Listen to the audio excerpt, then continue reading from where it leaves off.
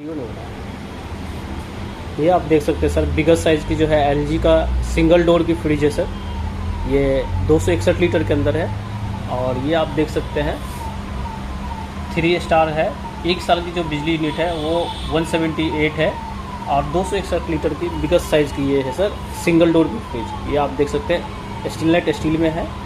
और मैं आपको इसको अंदर से दिखा दे रहा हूँ आपको। ये आप देख सकते हैं सर फ्रीजर है, बिगेस्ट साइज़ की फ्रीजर है इसकी।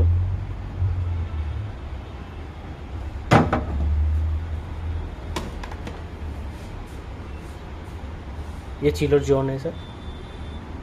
1 2 3 सेल्फ है सर। और बिगेस्ट इसमें वेजिटेबल बॉक्स है सर, ये आप देख सकते हैं।